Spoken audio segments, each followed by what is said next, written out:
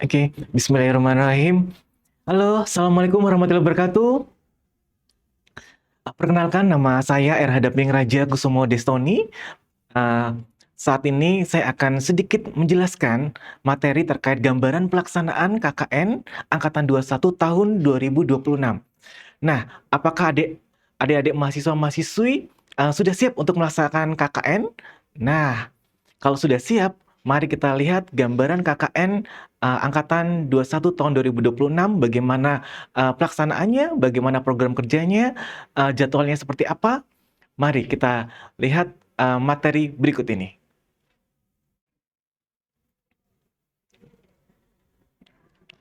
Oke, tema kita terkait dengan pelaksanaan KKN Angkatan 21 tahun 2026 ini, yaitu mengusung tema peran kader Aswaja dalam pemberdayaan masyarakat berbasis keunggulan lokal yang berkelanjutan dan berdampak. Tema besar ini kita mengacu pada visi dan misi Unisnu Jepara, yang mana seperti kita ketahui bahwa visi Unisnu Jepara yaitu menjadi universitas Islam unggul yang melahirkan sumber daya manusia, beriman, cendekia, dan berakhlak karimah berlandaskan nilai-nilai Islam Aswaja Anadiyah. Dengan 5 visi Unisnu Jepara yang mengacu pada KKN, yaitu terkait dengan pengabdian masyarakat, yaitu pada misi nomor 3, yaitu adalah menyelenggarakan pengabdian kepada masyarakat berbasis potensi dan kearifan lokal untuk mewujudkan kesejahteraan masyarakat berlandaskan nilai-nilai Aswaja. Dari visi misi tersebut, kita turun ke tema besar kita, yaitu adalah peran kader Aswaja dalam pemberdayaan masyarakat berbasis keunggulan lokal yang berkelanjutan dan berdampak. Dari tema ini kita akan turunkan menjadi 10 subtema, yang mana dari 10 subtema ini akan digunakan sebagai program kerja kolaborasi kita untuk melaksanakan KKN. Yang mana untuk program wajibnya yaitu adalah minimal 7 program kolaborasi. Kita lihat subtema yang pertama, yaitu terkait dengan pendampingan UMKM berbasis potensi dan keunggulan desa. Di sini adik-adik mahasiswa-mahasiswi dapat melaksanakan kolaborasi dengan misalnya dengan UMKM, yaitu terkait dengan sertifikasi halal produk UMKM, kemudian legalisasi atau legalitas dan perizinan usaha, penguatan produksi, distribusi branding, digital marketing, dan inovasi pengemasan produk desa. Yang kedua, yaitu terkait dengan pendampingan lembaga pendidikan ramah anak dan pesantren bebas kekerasan. Dalam subtema kedua ini, program kerja kolaborasi atau program yang dapat kita laksanakan yaitu terkait dengan pengembangan pondok pesantren bebas kekerasan, atau misalnya implementasi teknologi anti-bullying, strategi komunikasi publik atau edukasi pelindungan anak, serta sosialisasi budaya sekolah dan pesantren ramah anak. Nah, di sini adalah subtema kita yang kedua. Subtema kita yang ketiga yaitu terkait dengan penguatan literasi digital dan transformasi teknologi masyarakat desa. Pada subtema kali ini, untuk program kerja yang bisa kita laksanakan contohnya misalnya yaitu pelatihan literasi digital, kemudian pemanfaatan media sosial secara positif, kemudian pengembangan website dan sistem informasi desa, serta edukasi keamanan digital. Untuk subtema kita yang keempat yaitu terkait dengan pemberdayaan ekonomi, kreatif, dan kewirausahaan masyarakat. Dalam hal subtema ini, kita bisa melakukan kegiatan dengan contoh yaitu misalnya pengembangan produk kreatif lokal, atau strategi pemasaran online di UMKM, atau misalnya manajemen keuangan UMKM. Kemudian untuk subtema kita yang kelima yaitu terkait dengan pengembangan desa wisata berbasis kearifan lokal. Misalnya di desa penempatan kita KKN itu memiliki desa wisata, yang mana desa wisatanya itu membutuhkan pengembangan berbasis kearifan lokal, maka di sini adik-adik mahasiswa-mahasiswi dapat melakukan kegiatan kolaborasi misalnya branding desa wisata, atau digitalisasi promosi wisata, atau pengembangan paket wisata edukatif, dan pelestarian budaya lokal. Nah, ini terkait dengan subtema kita yaitu pengembangan desa wisata. Kemudian subtema kita yang keenam yaitu adalah peningkatan kesehatan dan ketahanan masyarakat desa. Di sini kita dapat melakukan kegiatan seperti edukasi pola hidup sehat, pencegahan stunting, sanitasi lingkungan, ketahanan pangan keluarga, dan pemanfaatan tanaman obat keluarga. Lanjut dengan subtema kita yang ketujuh, yaitu terkait dengan pengelolaan lingkungan dan desa berkelanjutan. Di sini kita dapat melakukan kegiatan misalnya pengolahan sampah, organik dan anorganik, atau misalnya contohnya kita akan melakukan, pembuatan atau pengembangan atau pendampingan terkait dengan bank sampah. Misalnya di desa sudah ada bank sampah, kita melakukan pendampingan, boleh, atau misalnya penghijauan lingkungan, energi ramah lingkungan, dan lain sebagainya. Itu adalah contoh-contoh kegiatan terkait dengan subtema kita yaitu pengelolaan lingkungan dan desa berkelanjutan. Yang kedelapan yaitu terkait dengan penguatan administrasi dan tata kelola desa berbasis digital. Di sini kita dapat melakukan kegiatan contohnya digitalisasi administrasi desa, atau misalnya pengelolaan arsip dan data penduduk, pelayanan publikasi berbasis teknologi, serta transparansi informasi desa. Sedangkan subtema kita yang ke-9 yaitu adalah pemberdayaan pemuda dan karang taruna. Di sini kita dapat melakukan kolaborasi dengan karang taruna atau pemuda desa, yaitu terkait dengan pelatihan kepemimpinan, pengembangan kreativitas pemuda, kegiatan sosial produk desa, atau kegiatan-kegiatan lainnya yang pasti kerjasama dengan karang taruna atau pemuda desa. Subtema kita yang terakhir yaitu adalah program sertifikasi pendampingan administrasi tanah wakaf. Nah, di sini adik-adik kalau misalnya di balai desa atau di program desa adanya program sertifikasi tanah wakaf atau warga memerlukan pendampingan terkait dengan sertifikasi tanah wakaf, maka adik-adik bisa melakukan kegiatan subtema ini, yaitu adalah pendataan aset wakaf, kemudian pengurusan administrasi ataupun legalitas tanah wakaf. Nah, salah satu kegiatan yang wajib kita laksanakan yaitu terkait dengan pengelolaan lingkungan dan desa berkelanjutan, yaitu adalah subtema ketujuh. Jadi diingat bahwa kegiatan wajib KKN Angkatan 21 tahun 2026 ini salah satunya adalah pengelolaan lingkungan dan desa berkelanjutan, yang mana nanti kegiatannya salah satunya contohnya misalnya adalah penghijauan lingkungan, pengolahan sampah organik, anorganik, bank sampah, maupun energi ramah lingkungan. Itu adalah subtema kita pada Angkatan 21 tahun 2026 ini. Skema KKN Angkatan 21 tahun 2026 ini terdiri dari 4 skema, yaitu yang pertama adalah skema mandiri, kolaborasi antar perguruan tinggi dalam negeri, reguler, dan skema KKN luar negeri. Oke, kita akan menjelaskan masing-masing skema. Skema yang pertama adalah skema KKN mandiri. Namanya juga mandiri ya, berarti skema ini akan membentuk kelompok secara mandiri, yang mana sesuai dengan ketentuan yang ditetapkan. Ketentuan yang pertama yaitu bahwa jumlah peserta maksimal satu kelompok terdiri dari 15 mahasiswa.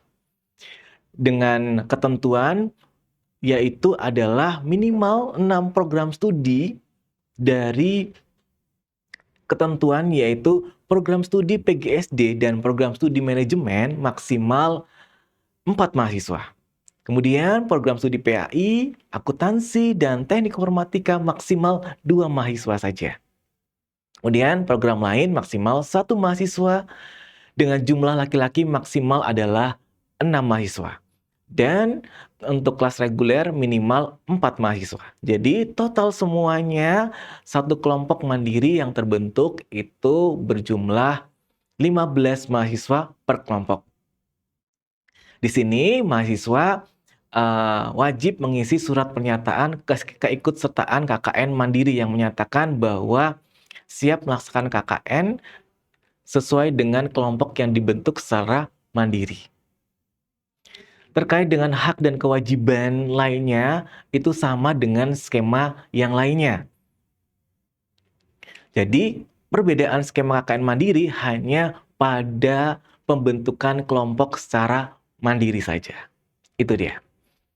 Kemudian skema yang berikutnya adalah skema KKN kolaborasi antar perguruan tinggi dalam negeri. Dalam hal ini kita akan melakukan kolaborasi dengan Unwahas Universitas Wahid Hasim Semarang dan Undaris Ungaran. Di sini kita akan melakukan kerjasama dari kelompok Unwahas sebanyak 15 mahasiswa, kelompok Undaris sebanyak 11 mahasiswa akan bergabung dengan kelompok Unisnu sebanyak 15 mahasiswa. Nanti akan melakukan kerjasama secara kolaborasi untuk melaksanakan KKN secara bersama-sama dengan melakukan program kerja juga secara bersama-sama.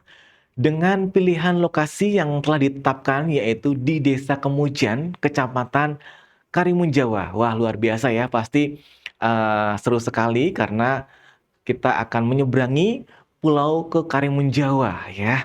Itu adalah skema KKN kolaborasi antar perguruan tinggi dalam negeri. Kemudian skema yang berikutnya adalah skema KKN reguler. Tentunya skema ini adalah skema selain setelah KKN mandiri dan pemilihan KKN PKPT dalam negeri dan luar negeri, kemudian sisa dari peserta KKN itu akan memiliki akses untuk memilih kecamatan lokasi KKN. Nah, biasanya di sini adik-adik atau kakak kelas biasanya bilangnya itu WAR ya, karena ini sistemnya adalah pemilih kecamatan secara cepat-cepatan ya. Maka persiapkan internet yang lancar, internet yang cepat untuk memilih kecamatan lokasi KKN tersebut. Nah, untuk KKN reguler ini, mahasiswa siap ditempatkan di desa manapun sesuai dengan pilihan kecamatannya. Jadi pastikan kecamatannya sesuai dengan yang diinginkan ya. Bagi yang terlambat maka ketentuannya yaitu adalah nanti sistem akan memilih secara acak kecamatan yang masih tersedia. Jadi pastikan tepat waktu dalam memilih skema KKN reguler sesuai dengan jadwal yang ditentukan. Skema berikutnya adalah skema KKN luar negeri. Nah, skema KKN luar negeri ini adalah skema KKN yang ditempatkan di Malaysia. Ya, jadi mahasiswa yang memilih skema KKN luar negeri ini tentunya pasti siap ya ditempatkan di desa manapun di Malaysia. Dalam hal ini yaitu di Rampang, Selangor, Malaysia. Kemudian yang berikutnya adalah jadwal pelaksanaan KKN Unisnu Jepara. Angkatan 21 tahun 2026. Pastikan catat tanggal-tanggal pentingnya. Tanggal yang pertama yaitu adalah observasi ya dan pengumpulan data. Di sini adik-adik mahasiswa-mahasiswi dapat melakukan kunjungan ke desa untuk pengumpulan data dan observasi terkait dengan analisis situasi di desa itu seperti apa. Yaitu dari tanggal 30 Juni sampai dengan 10 Juli 2025 ya. Kemudian setelah melakukan observasi, nanti untuk hasilnya nanti adik-adik mahasiswa-mahasiswi akan upload ke Google Form yang telah kami tentukan dan kami berikan. Jadi nanti pada saat observasi jangan lupa cetak form observasi terlebih dahulu. Setelah dicetak ya kan, kemudian kita observasi, kita melakukan wawancara atau misalnya tanya jawab dengan perangkat desa atau mitra atau lembaga pendidikan yang ada di desa tersebut. Kemudian kita catat, kemudian hasil catatannya itu kemudian kita upload di Google Form yang telah disediakan ya. Jangan lupa batas observasi dan pengumpulan data yaitu tanggal 10 Juli 2025. Setelah melakukan observasi, kemudian adanya pengumpulan data di Google Form, maka, kami akan mengetahui kira-kira di kelompok desa ini itu membutuhkan pembekalan KKN itu di materi apa saja. Maka setelah kita petakan, kita akan melakukan pembekalan, KKN untuk peserta KKN yaitu di tanggal 20 sampai 24 Juli 2026. Kemudian untuk batas waktu pengumpulan proposal, pengabdian yaitu di tanggal 26 Juli 2026. Dan, tentunya harus diingat tanggal penerjunannya yaitu adalah tanggal 27 Juli 2026.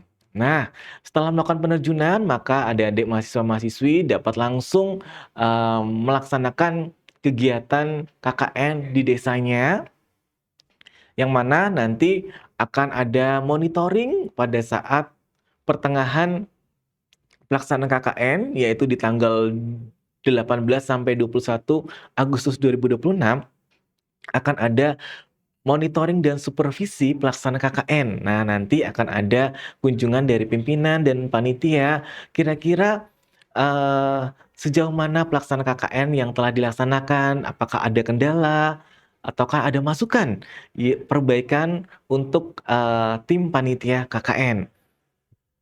Kemudian, setelah ada jadwal Mondev, kemudian ada namanya penarikan peserta KKN ya, yaitu di tanggal 4 September 2026, yaitu, adalah penarikan KKN ya. Untuk batas waktu pengumpulan nilai, yaitu di tanggal 5 September 2026.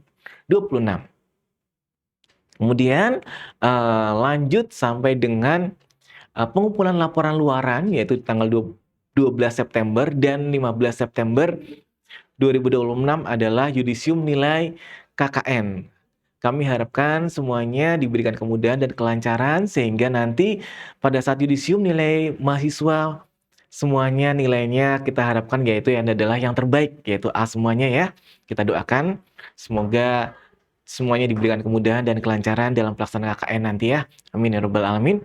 Kemudian untuk jumlah peserta KKN di angkatan 21 tahun 2026 ini adalah KKN dengan jumlah peserta terbanyak yaitu 1.126 mahasiswa. Wah, luar biasa ya, banyak sekali di angkatan ini. Untuk pembagian kelompok KKN, di sini tersebar di 15 kecamatan, 75 desa, dan 1 KKN luar negeri, yaitu di Malaysia. Terkait dengan program kerja KKN, di sini adik-adik mahasiswa-mahasiswi dicatat bahwa ada 2 program kerja KKN. Program kerja KKN yang pertama adalah program pengabdian berbasis kemitraan. Yang kedua adalah program kolaborasi.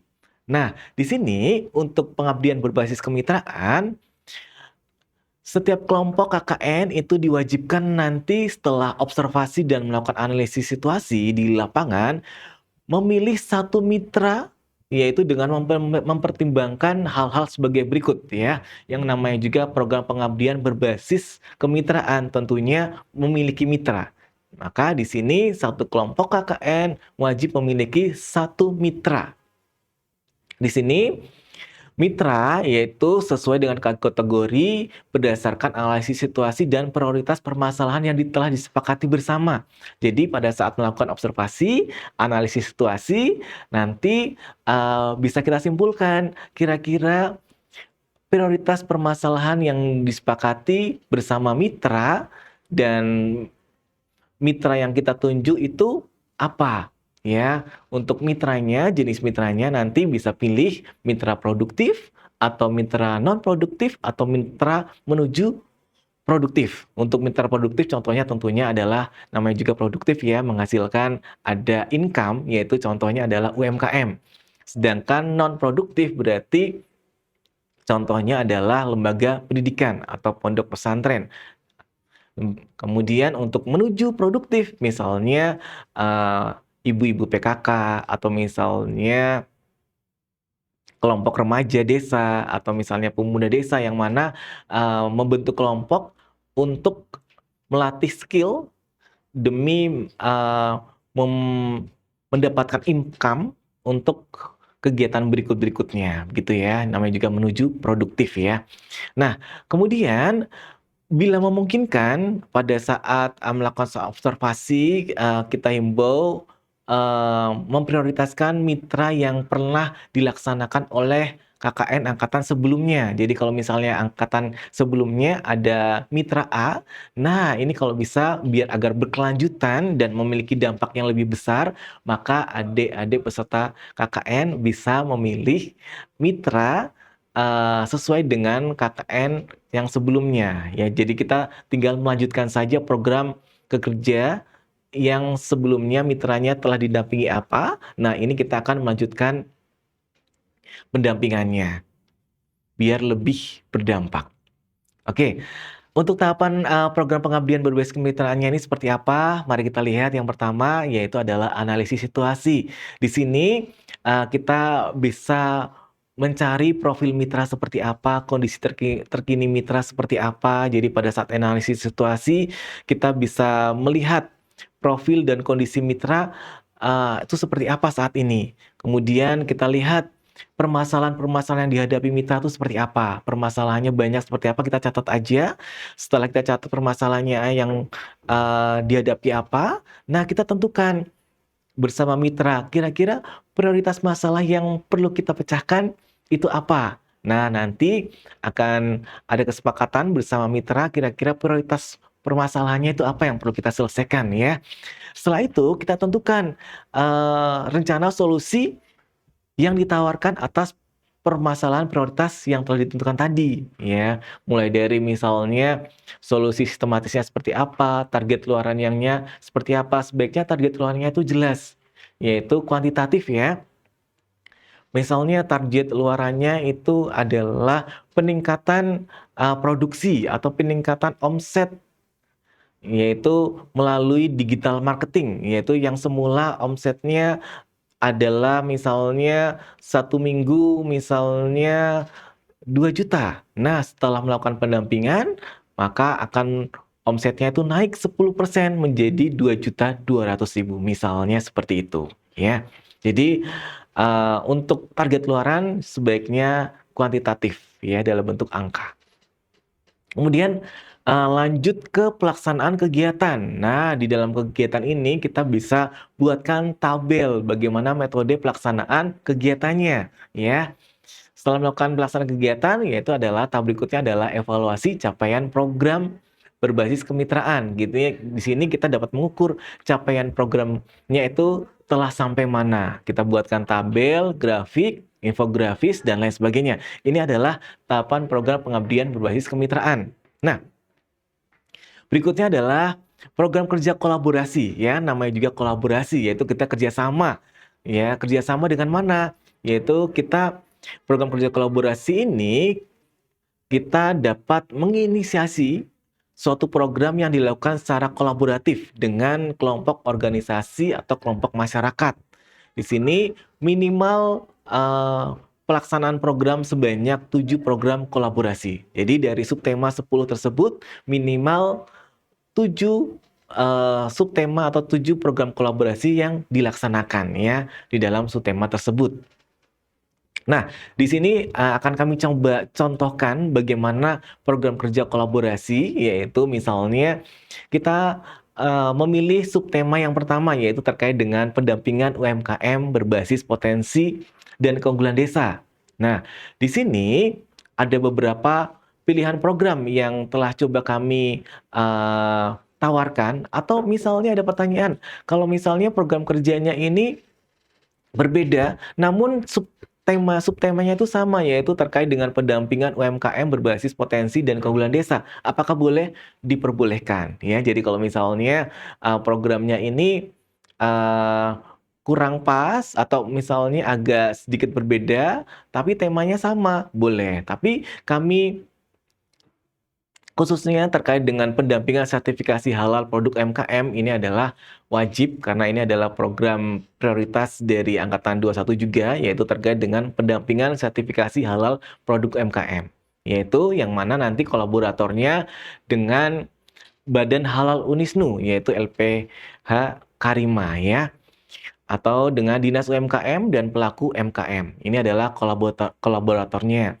Sedangkan kalau misalnya kita mau melaksanakan program terkait dengan pelatihan branding dan digital marketing produk desa dalam rangka pendampingan UMKM berbasis potensi dan keunggulan desa, boleh.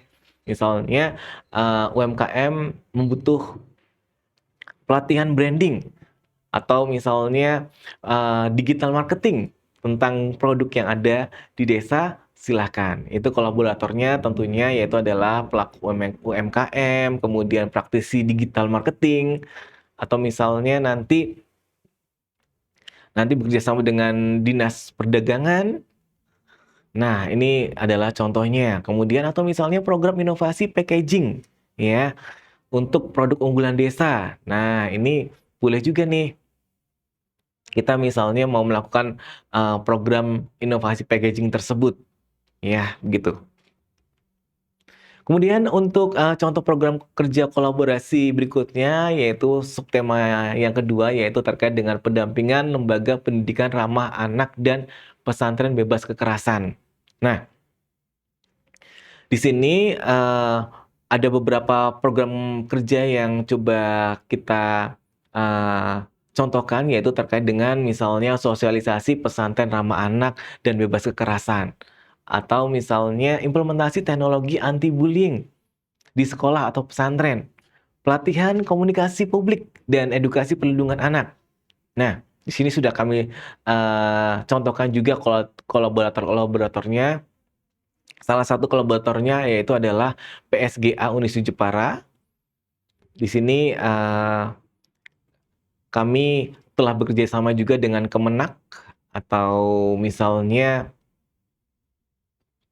nanti kolaboratornya adalah lembaga pendidikan, kemudian pondok pesantren, ya kan, dan lain sebagainya.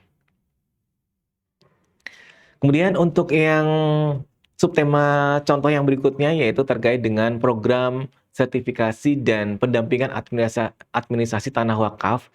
Di sini ada beberapa program, contohnya misalnya pendataan dan digitalisasi dokumen tanah wakaf, kemudian atau misalnya pendampingan sertifikasi legalitas tanah wakaf, atau misalnya sosialisasi wakaf produktif berbasis ekonomi umat. Nah, dengan kolaborator yang telah kita kerjasama yaitu adalah dari BPN, Badan Pertanahan Nasional di Kabupaten Jepara, dan Kemenak ya.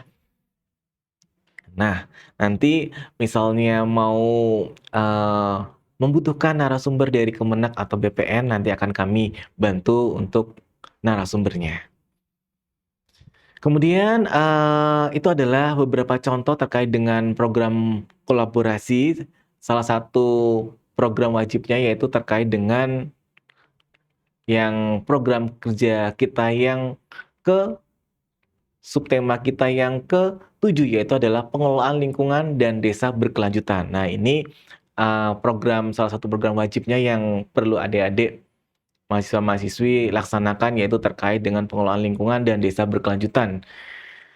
Contohnya pengelolaan sampah organik dan anorganik, bank sampah, penghijauan lingkungan, energi ramah lingkungan ya.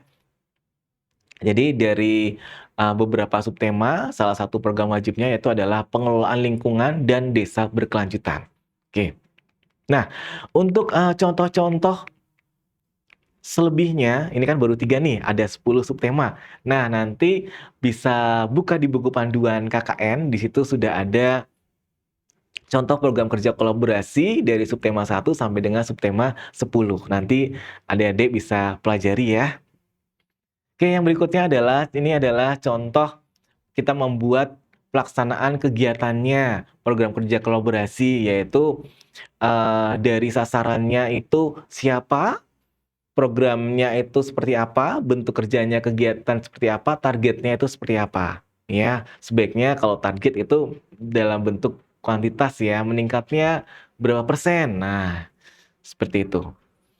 Di sini akan saya contohkan misalnya subtema yang pertama tentang pendampingan UMKM berbasis potensi dan keunggulan desa. Kita untuk sasarannya yaitu adalah pelaku UMKM makanan dan minuman desa dengan programnya, yaitu kita akan melakukan pendampingan berbasis potensi dan keunggulan desa dengan pendampingan sertifikasi halal dan izin usaha produk pangan. Targetnya tentunya yaitu adalah misalnya meningkatnya legalitas, misalnya ada 2 UMKM yang terdapat di desa tersebut, atau berapa UMKM yang memiliki, setelah melakukan pendampingan, memiliki sertifikasi halal sebanyak berapa UMKM. Nah, itu contohnya. Nah, di sini ada contoh dari subtema kita yang kedua terkait dengan pendampingan lembaga pendidikan, ramah anak, dan pesantren humanis ya. Contohnya untuk yang kelompok sasaran kolaborasinya adalah pondok pesantren. Nah, untuk pondok pesantren ini kita bisa melakukan kegiatan misalnya sosialisasi pesantren bebas kekerasan. Nah, targetnya yaitu adalah terwujudnya lingkungan pesantren 100% aman dan nyaman. Nah, misalnya seperti itu. Nah, kalau ini adalah contoh dari subtema terkait dengan program sertifikasi dan pendampingan administrasi tanah wakaf. Misalnya, kita akan kelompok sasarannya yaitu adalah nazir atau wakaf, nazir wakaf desa misalnya, nazir ya. Dengan bentuk kegiatannya adalah pendataan dan digitalisasi dokumen wakaf. Maka targetnya adalah tertib administrasi 90% atau mendapatkan administrasi 100% aset wakaf desa ya. Nah, jadi kalau bisa targetnya itu dalam bentuk kuantitatif, angka ya. Berikutnya itu adalah tahapan program kolaborasi. Nah, bagaimana sih tahapannya? Kita lihat. Yang pertama itu adalah perencanaan ya. Perencanaan di sini yang pertama kita dapat melakukan koordinasi dengan misalnya dengan pemerintah desa, kita melakukan silaturahmi dengan pengurus NU, menyusun program kerja sampai dengan pembagian tugas. Jadi pastikan pada saat pelaksanaan koordinasi kita silaturahmi baik dengan pemerintah desa maupun dengan pengurus NU ataupun dengan kolaborator yang akan kita inginkan, yang kita ingin untuk melaksanakan kegiatan KKN, ya, misalnya dengan lembaga pendidikan atau pondok pesantren, kita silaturahmi, ya. Jangan lupa juga silaturahmi dengan tokoh NU yang berada di desa tersebut. Dan kalau misalnya ada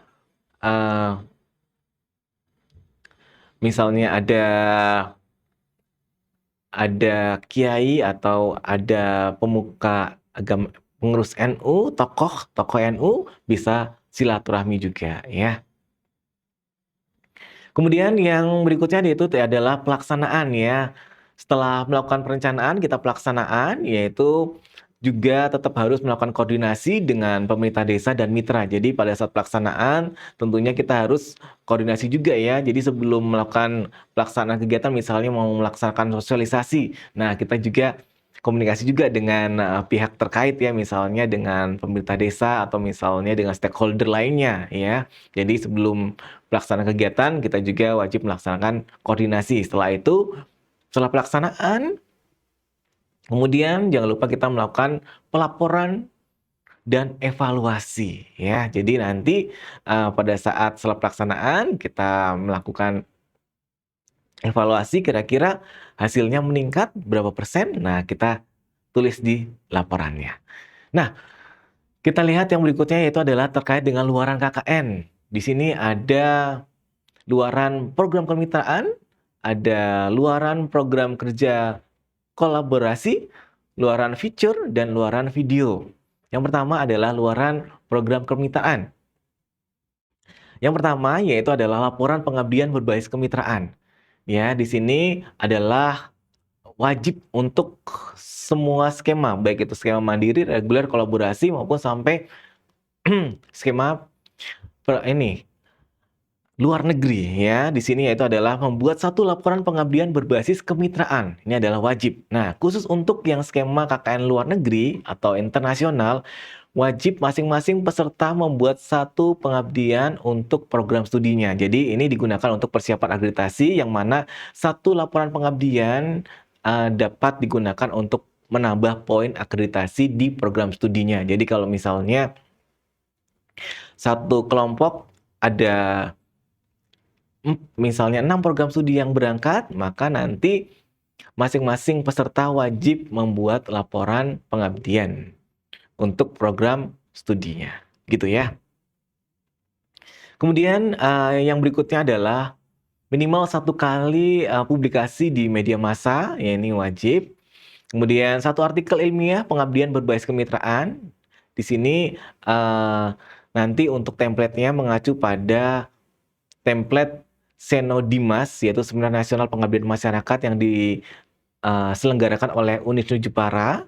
Nah, nanti untuk template-nya bisa di-download di webnya Senodimas Unisnu Jepara.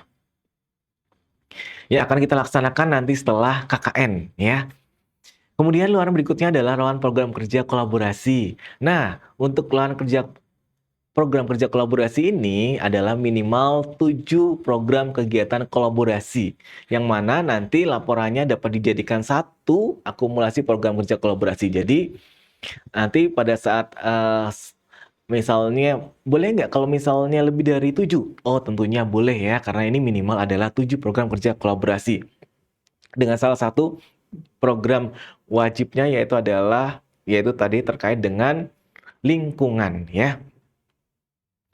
Kemudian, yang berikutnya itu adalah meningkat minimal 7 video pendek program kerja kolaborasi. Nah, di sini loh, jadi setelah melakukan program kerja kolaborasi, jangan lupa membuat video pendek ya, dengan durasi 1 menit setiap programnya. Jadi harapannya setelah melakukan kerja kolaborasi, jadi pada saat program kerja kolaborasi dilaksanakan, difoto-foto, kemudian divideokan. Nah, biasanya itu kan di-upload di media sosial ya, biar nanti, sebagai media promosi juga untuk Unisnu ya. Jadi untuk yang 7 video pendek ini, pendek singkat aja, jadi 1 menit biasanya itu kan pada, buat video di-upload di WhatsApp ya, nah atau TikTok itu ya, nah itu. Kemudian ada luaran feature ya, di sini, kita wajib melakukan membuat fitur tokoh struktural NU di desanya masing-masing ya. Tokoh ini adalah tokoh yang pernah menjabat struktural NU. Ya, begitu ya. Nanti untuk contohnya nanti dapat lihat di buku pedoman panduan KKN. Nah, kemudian jangan lupa yang luaran terakhir adalah luaran video.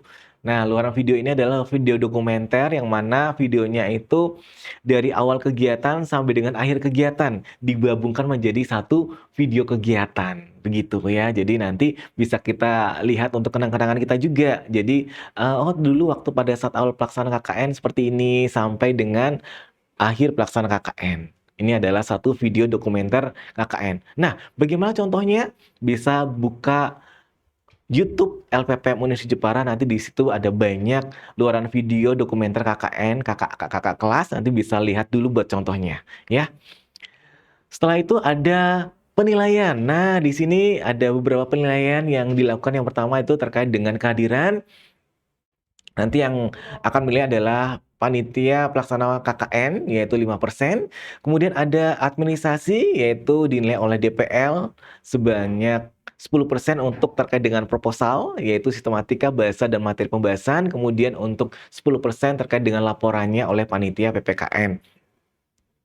Kemudian untuk aspek penilaian KKN, di sini ada program kolaborasi dan program pengabdian berbasis kemitraan oleh DPL yang menilai. Kemudian untuk, penilaian petinggi ini sebesar 10%, kemudian, penilaian teman sejawat sebesar 8%, maka baik-baik sama petinggi, baik-baik sama mitra, baik-baik sama tentunya teman sejawat kita agar nilainya baik semua, ya. Dan, luaran KKN sebesar 15%. Nah, jadi totalnya adalah 100%. Kita doakan semoga semuanya, diberikan kemudahan dan kelancaran sehingga nilai-nilainya semuanya baik dan mendapatkan hasil yang terbaik yaitu A nilainya. Oke. Nah, di sini adalah jadwal-jadwal pelaksanaan KKN, nanti bisa dicatat untuk jadwalnya mulai dari observasi, tadi sudah sempat saya jelaskan, yaitu tadi tanggal 30 Juni sampai dengan 10 Juli 2026, kemudian masuk di nanti akan ada materi pembekalan, siap-siap di tanggal 13 sampai 16 Juli, kemudian oh maaf, untuk yang pembekalan mahasiswa yaitu sekitar tanggal 20 sampai 24 Juli 2026. Kemudian akan ada batas waktu pengumpulan proposal tanggal 26 Juli dan nanti untuk penerjunan KKN catat tanggalnya yaitu tanggal 27 Juli 2026. Ya, ini adalah jadwalnya dan ini adalah form observasi. Jadi pada saat observasi di desa nanti jangan lupa cetak form observasi terlebih dahulu. Jadi pada saat melakukan observasi sudah ada bekal untuk melakukan tanya jawab wawancara, begitu ya. Setelah melakukan observasi sudah ada data-datanya. Adik-adik mahasiswa-mahasiswi peserta KKN bisa isi Google Form yang telah kami sediakan yaitu di bit.ly observasi KKN Unisnu Jepara. Nah, di sini data-data di sini adalah data-data penting yang mana data tersebut yaitu terkait dengan profil desa, potensi unggulan desa, dan rencana program kerja KKN yang mengacu untuk melaksanakan kegiatan KKN nantinya. Nah, dari observasi ini kita dapat gambaran terkait dengan potensi desanya itu seperti apa, ya kan? Kemudian profil desanya seperti apa. Nah, sebagai gambar pelaksanaan kita untuk melaksanakan KKN. Nah, untuk struktur kelompok KKN nanti bisa diskusi dengan DPL. Nanti wajib menyusun struktur mahasiswa minimal terdiri dari Kormades, sekretaris, bendahara, seksi-seksi sesuai dengan kebutuhan dan anggota-anggota. Nah, nanti wajib ada struktur kelompok KKN ya. Nanti bisa diskusi dengan DPL. Kemudian untuk setiap kelompok wajib memiliki administrasi yang rapi dan tertib, yaitu nanti pada saat mengonef, pastikan ada jadwal program, ada daftar hadir tamu, posko, daftar hadir kegiatan, struktur organisasi yang terpampang di posko, dokumentasi kegiatan, logbook kunjungan DPL. Nah, nanti dipersiapkan pada saat mengonef, ya. Kemudian kewajiban yang pertama yaitu bahwa peserta KKN wajib mengikuti seluruh kegiatan yang dijadwalkan oleh panitia pelaksana KKN ya, mulai dari pembekalan sampai dengan penarikan. Kemudian wajib mengisi Google Form instrumen observasi, membuat papan nama posko yang telah kami buatkan template-nya, jadi tinggal edit saja, jadi dari desa mana, kecamatan mana. Wajib menjunjung tinggi dan menjaga nama baik alma mater, jadi harus menghormati, mematuhi, dan menjunjung tinggi ya dari peraturan pemerintah, norma agama, dan norma susila yang berlaku di tengah masyarakat ya. Dan juga menjaga dan mengedepankan keselamatan ya, keselamatan diri sendiri maupun keselamatan barang harta benda milik pribadi. Jadi pastikan di posko menjaga juga barang-barang berharga, contohnya laptop yang mahal ya kan, handphone saat ini biasanya pada mahal-mahal ya, dan misalnya ada perhiasan. Nah, tentunya harus dijaga masing-masing ya, gitu ya. Kemudian bertempat tinggal di posko selama kegiatan KKN berlangsung. Nah, di sini wajib bertempat tinggal di posko ya. Kalau misalnya mau pulang atau mau izin pergi sebentar, maka nanti bisa izin bersama teman di posko dan DPL, ya kan, untuk meninggalkan posko karena misalnya ada hal-hal yang perlu kita pulang. Nah, silahkan nanti bisa berdiskusi dengan teman satu posko dan DPL. Kemudian wajib menyerahkan laporan akhir kegiatan ya, sesuai dengan ketentuan yang ditetapkan. Ini adalah kewajiban peserta KKN.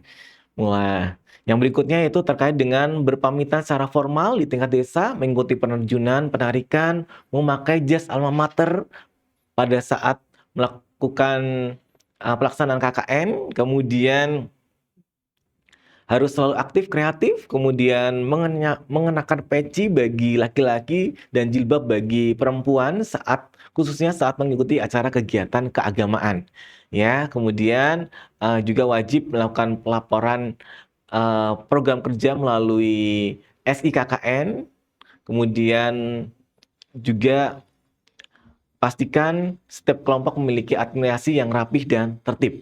Nah, itu adalah kewajiban dari peserta KKN. Nah, ini adalah hak-hak peserta KKN.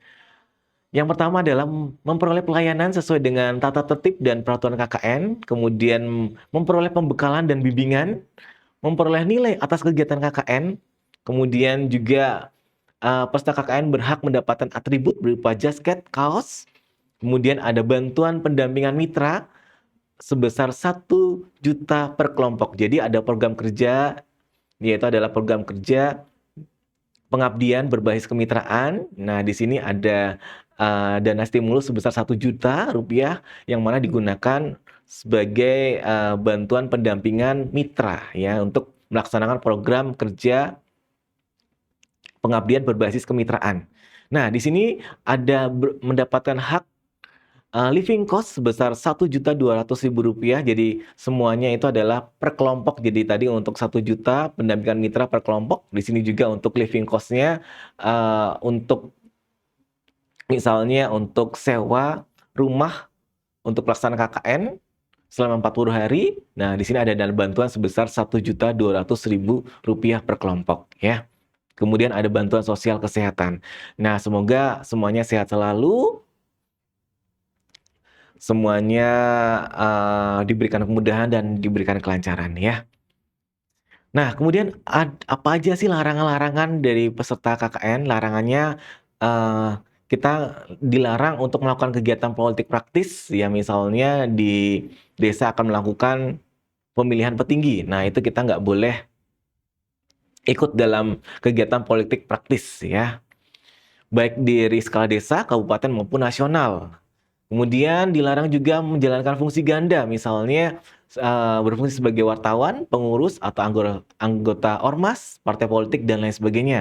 Nah, dilarang mengeluarkan ucapan yang dapat merusak nama baik peserta KKN, ataupun dapat mengganggu keamanan, ketertiban yang menimbulkan keresahan di kalangan masyarakat, ya. Kemudian bermalam di posko KKN desa lain juga itu dilarang. Meninggalkan lokasi KKN tanpa seizin tuan rumah, kepala desa, lurah, ataupun DPL. Nah, ini juga dilarang. Kemudian apabila misalnya mau berkunjung di posko lain, apa boleh atau tidak? Boleh kalau misalnya melakukan kerjasama dengan posko kelompok lain, boleh melakukan kunjungan, namun dengan batas maksimal yaitu di jam 9 malam. Itu ya. Kemudian apabila melanggar, maka ada sanksi. Nah, sanksinya ini sesuai dengan tata tertib peserta KKN, Peraturan Rektor Unisnu Jepara nomor 24 tahun 2013 tentang tata tertib kemahasiswaan. Nah, kami yakin bahwa peserta KKN baik-baik semuanya sehingga tidak ada langgaran dan tidak ada sanksi ya yang diberikan. Nah, apakah sudah tahu DPL-nya siapa saja? Nanti bisa lihat di buku panduan di bagian lampiran itu sudah ada kami lampirkan nama DPL, nomor handphone, dan ada juga koordinator kecamatannya.